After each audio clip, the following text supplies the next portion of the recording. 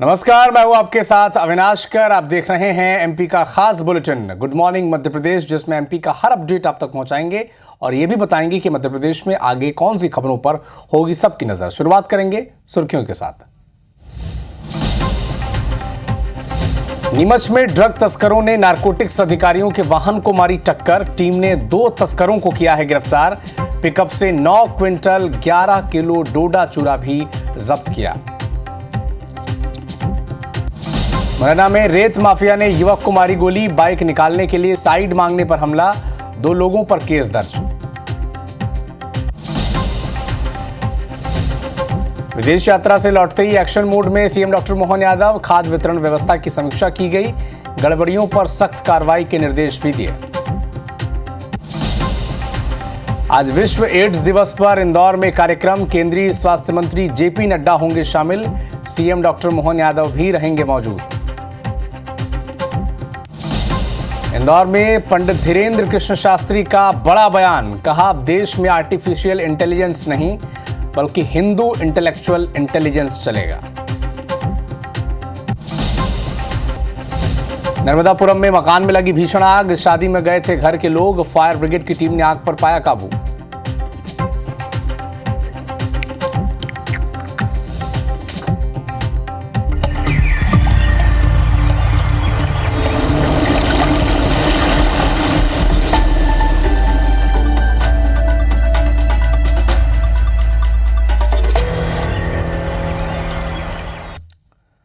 शुरुआत करेंगे बुलेटिन की नीमच से मिल रहे एक बड़े अपडेट के साथ। नीमच में तस्करों ने नारकोटिक्स अधिकारियों के वाहन को टक्कर मार दी है।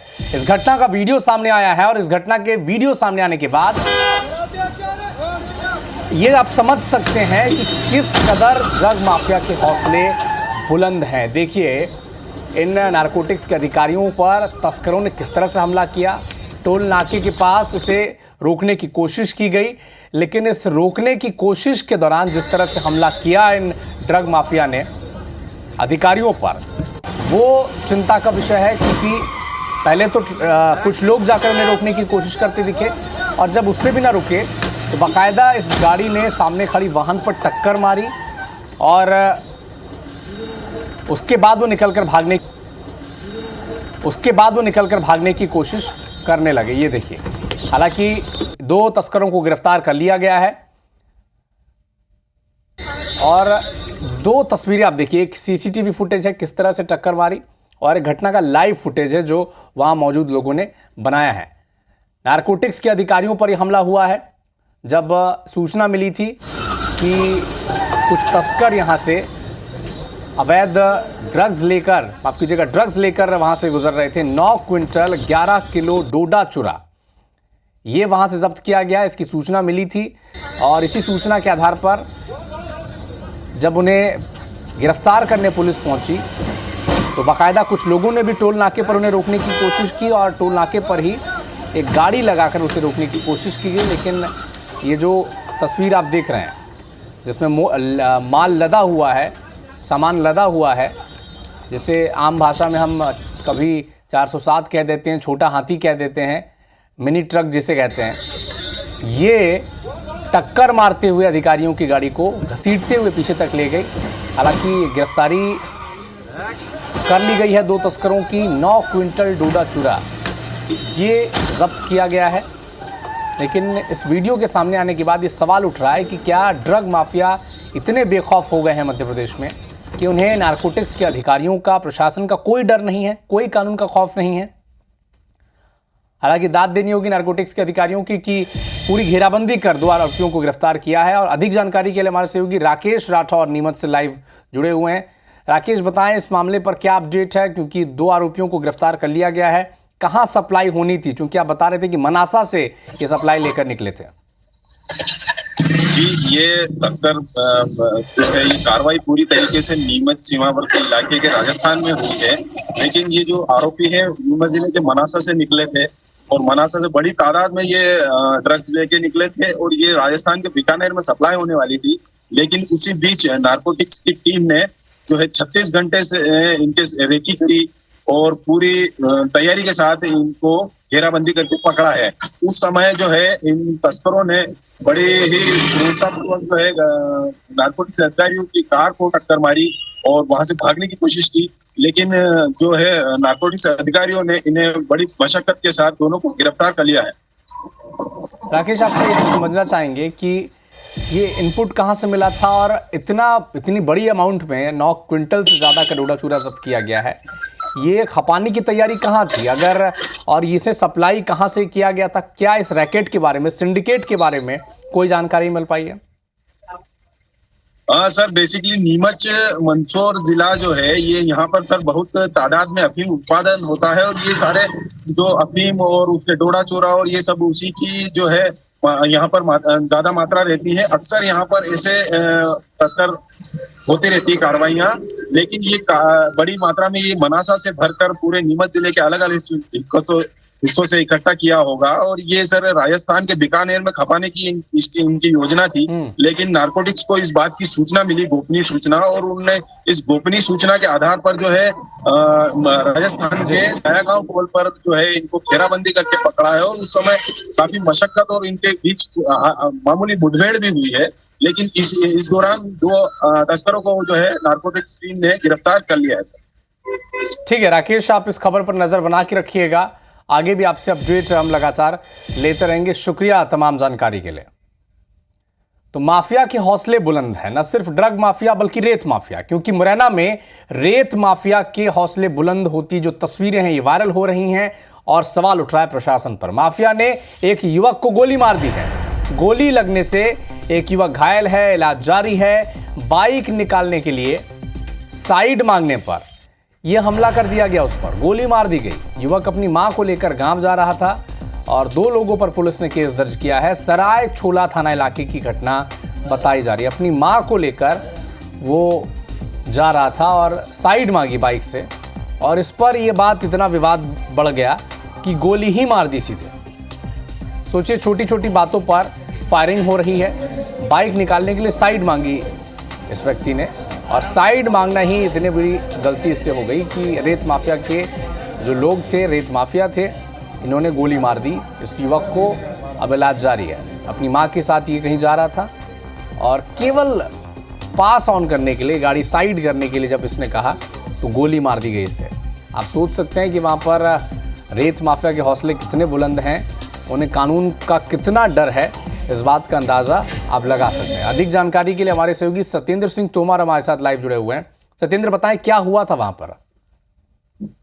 बिल्कुल, मुरैना जिले में देखा जाए तो रेत माफियाओं के हौसले इतने बुलंद हैं कि वो आए दिन राहगीरों को भी नहीं छोड़ते हैं। ये युवक है जो अपनी मां को लेकर गांव से दूसरी जगह जा रहा था, तो जब रास्ते में रेत माफियाओं के जो ट्रैक्टर निकल रहे थे, उसी को रास्ते को निकालने को लेकर इस युवक ने उन ट्रैक्टर चालकों को रोका। तो लेकिन उनके हौसले इतने बुलंद थे कि जो लोग थे उनको भी बुला लिया और उसके बाद इसके साथ पहले मारपीट की और मारपीट के बाद गोलियों से फायरिंग की, तो पैर में जाकर गोली लगी है।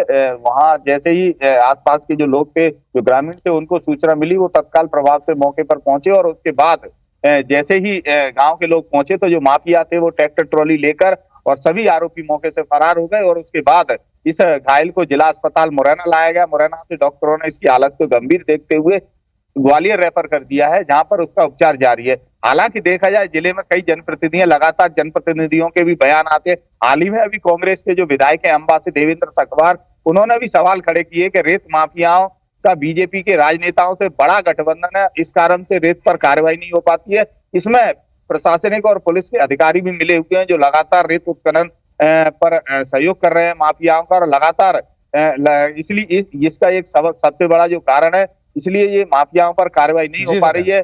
लेकिन उसके बावजूद अगर देखा जाए तो फायरिंग का ये पहला घटनाक्रम नहीं है। इससे पहले महुआ थाना इलाके में भी एक युवक की जान चली गई थी। उसकी चूंकि उसकी भी हालत गंभीर हुई थी, गोली कमर में लगी थी। लेकिन माफियाओं के विवादों के कारण कई बार लोगों की जान भी जाती है, कई लोगों को ट्रैक्टरों से कुचला भी जाता है। लेकिन उसके बाद भी लगातार सरकार दावा तो करती है कि माफियाओं पर कार्रवाई की जाती है, लेकिन धरातल पर कोई कार्रवाई नहीं देखने को मिलती है। हालांकि इस युवक का इलाज प्रशासन दावा कर रहा है कि कार्रवाई होती है माफिया पर, लेकिन अगर कार्रवाई हो रही है तो इतने हौसले माफिया के बुलंद कैसे हैं, इस पर अपडेट आपसे लगातार लेते रहेंगे। सत्येंद्र, आप नजर बना के रखिएगा। शुक्रिया। नर्मदापुरम में एक मकान में भीषण आग लग गई है। शादी में सभी लोग कहीं गए हुए थे और आग क्यों लगी है इसकी वजह अब तक साफ नहीं हो पाई है। फायर ब्रिगेड की टीम ने हालांकि सूचना मिली तो आग पर काबू पा लिया, लेकिन ये तस्वीरें नर्मदापुरम की हैं। एक मकान में आग लग गई और जिस वक्त ये हादसा पेश आया तब घर में कोई नहीं था। शादी समारोह में शामिल होने घर के लोग बाहर गए हुए थे। सूचना मिली तो फायर ब्रिगेड की टीम ने मौके पर पहुंचकर आग पर काबू पाया। अतुल तिवारी हमारे सहयोगी फोन लाइन पर जुड़े हुए हैं। अतुल, क्यों लगी घर में आग, कैसे लगी, इसकी कोई जानकारी मिली?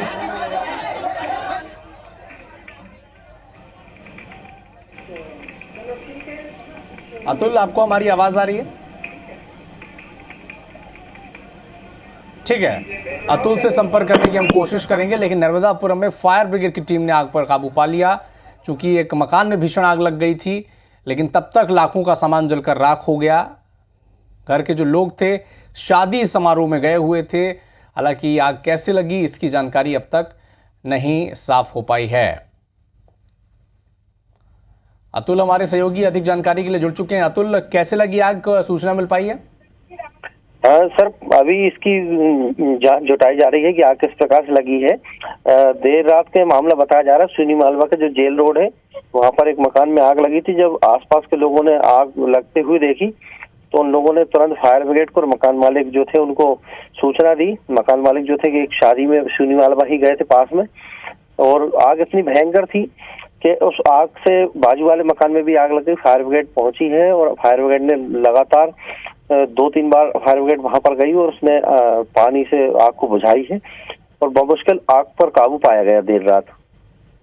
ठीक है, आप नजर बना के रखिएगा। अपडेट आपसे आगे भी लगातार लेते रहेंगे। शुक्रिया।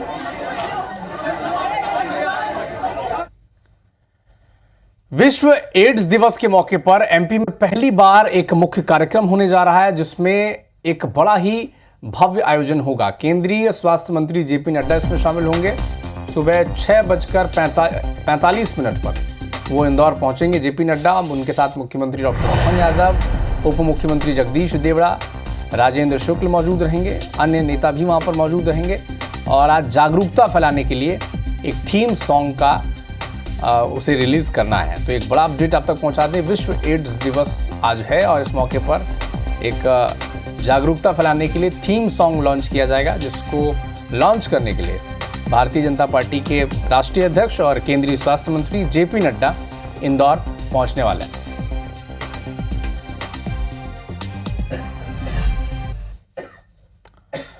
और 6 दिवसीय विदेश यात्रा से लौटते ही मुख्यमंत्री doctor Mohan Yadav action mode में आ गए हैं। किसानों की समस्या को लेकर एक बैठक का आयोजन किया और खाद्य वितरण व्यवस्था की समीक्षा की है। कई निर्देश दिए हैं। खाद्य वितरण और बेचने से जुड़ी गड़बड़ियों पर सख्त कार्रवाई के निर्देश दिए गए हैं, क्योंकि किसानों से जुड़ी ये समस्याएं थीं और लगातार मध्य प्रदेश में किसान लंबी कतारें लगाकर अपनी बारी का इंतज़ार कर रहे थे, टोकन का इंतज़ार कर रहे थे। उनकी परेशानी ये थी कि उन्हें समय पर खाद नहीं मिल पा रहा, और इसी को देखते हुए जैसे वो विदेश दौरे से वापस लौटे, एक महत्वपूर्ण बैठक की है और खाद्य वितरण में जो गड़बड़ियां हो रही हैं उस पर सख्त कार्रवाई के निर्देश दिए हैं।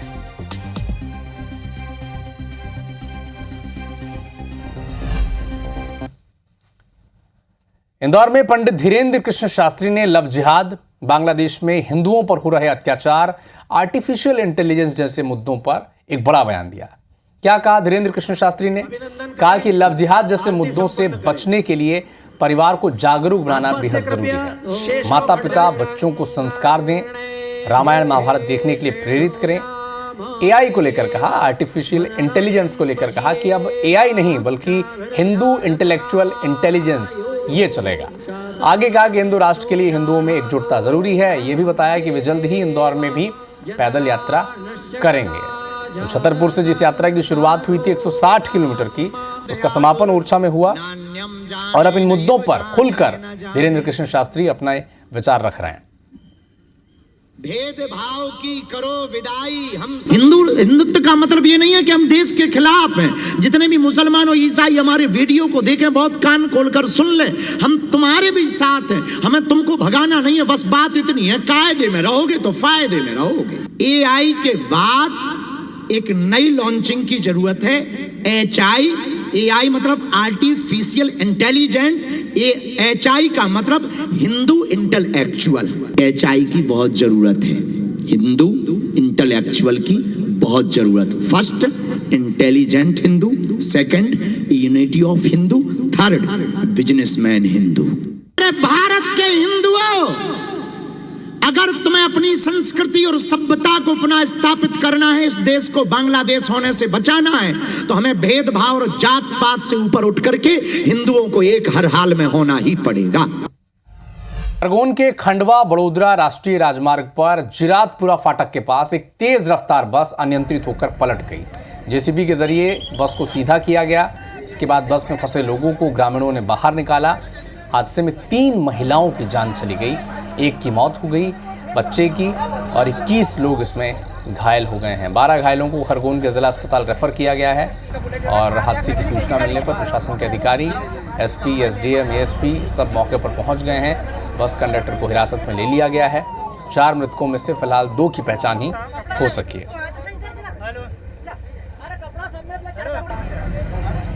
एक्सीडेंट हो गया, कई आदमी घायल हो गए, 2-3 आदमी मार भी गए, बच्चा एक बाई मर गई है। हमारे साथ 15 आदमी हैं। यात्री बस सेगांव से कुछ 400-500 मीटर आगे एक मोड़ पे पलट गई है और उस पलटने की वजह से 3 महिलाओं की मृत होने की सूचना मिली है और एक बालक के मृत होने की सूचना मिली है। इस प्रकार से कुल 4 कैजुअल्टी के संबंध में जिला अस्पताल के जो सेगांव CHC से पता चला। जबलपुर के शहपुरा में सीएम राइज स्कूल के प्रिंसिपल अपनी सूझबूझ के चलते साइबर फ्रॉड होने से शिकार होने से बच गए। उन्होंने शाहपुरा थाने की पुलिस को मामले की जानकारी दी। जागरूकता की तारीफ भी पुलिस ने उनकी की। बता दें कि प्रिंसिपल बाल पांडे को पाकिस्तान के एक नंबर से व्हाट्सएप कॉल आया। नकली पुलिस अधिकारी की डीपी लगाए बदमाश ने कहा कि आपका बेटा रेप केस में आरोपी पाया गया है, अगर अपने बेटे को जेल जाने से बचाना है तो बताए गए नंबर पर पैसे ट्रांसफ़र कर दें। कॉल के दौरान प्रिंसिपल को डिजिटल अरेस्ट होने का शक हुआ। दूसरे फ़ोन से अपने पत्नी से बेटे को फ़ोन लगवाया। कॉल करने पर बेटे के सकुशल होने की जानकारी मिली, जिसके बाद उन्होंने ये व्हाट्सएप कॉल काट दिया।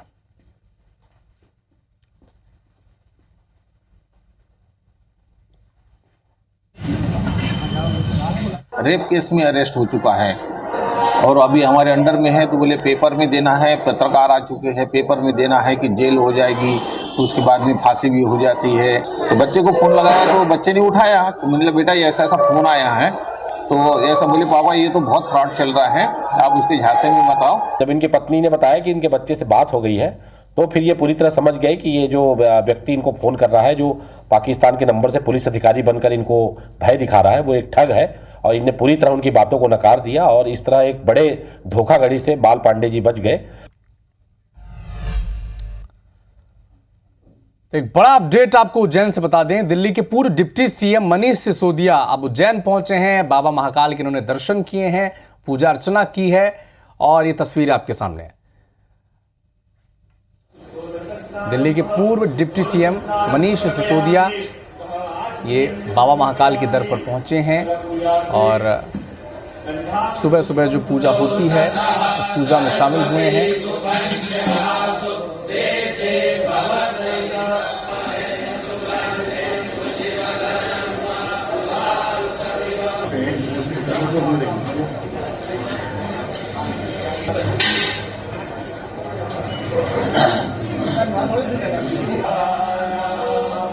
भस्म आरती में वो शामिल हुए, पूजा अर्चना विधि विधान से उन्होंने की और दर्शन लाभ लिए हैं। तो आए दिन बाबा महाकाल के दर्शन करने आमजन से लेकर जो बड़े सेलिब्रिटीज़ हैं वो भी आते हैं और अपनी मनोकामना पूर्ण होने की मन्नत मांगते हैं, स्वास्थ्य लाभ की कामना करते हैं। ये तस्वीर देखिए,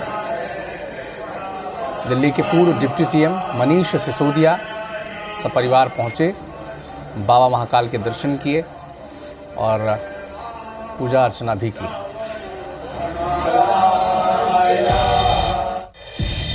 मध्य प्रदेश का वेदर अपडेट आप तक पहुंचा दें। मध्य प्रदेश में कड़ाके की ठंड पड़ रही है। भोपाल में तापमान 10 डिग्री सेल्सियस दर्ज किया गया है। पचमढ़ी की बात करें तो रात का तापमान लगभग 5 डिग्री सेल्सियस तक जा पहुंचा है। दिसंबर के महीने में कड़ाके की ठंड पड़ेगी, ऐसे आसार जताए जा रहे हैं मौसम विभाग के द्वारा। तो मध्य प्रदेश में अब कड़ाके की ठंड पड़नी शुरू हो चुकी है। देखिए, भोपाल में रात का पारा 10 डिग्री तक जा पहुंचा है। पचमढ़ी की बात करें, हिल स्टेशन है, इसलिए 5 डिग्री नीचे वहां पर पारा लुढ़क गया है। भोपाल से एक बड़ा अपडेट आप तक पहुंचा दें। 37 थानों में आज से साइबर हेल्प डेस्क की शुरुआत हो जाएगी। धोखाधड़ी, साइबर फ्रॉड की शिकायत पर त्वरित कार्रवाई होगी। पिछले 6 दिनों में 400 से ज्यादा पुलिसकर्मियों को ट्रेनिंग दी गई है। पुलिसकर्मियों को साइबर क्राइम की बारीकियां सिखाई गई हैं। लगभग 5 लाख तक के साइबर फ्रॉड की शिकायत दर्ज होगी। तो जिस तरह से डिजिटल अरेस्ट, साइबर फ्रॉड के मामले लगातार बढ़ते जा रहे हैं, पुलिसकर्मियों को भी अब इसकी बारीकियां सिखाई गई हैं कि कैसे लोगों को इस फ्रॉड में बचने से रोकना उन्हें है और जागरूकता फैलाने की कोशिश करनी है। मामले कैसे दर्ज करने हैं, कैसे त्वरित एक्शन लेना है, इन सब के गुर बारीकियां उन्हें सिखाए गए हैं।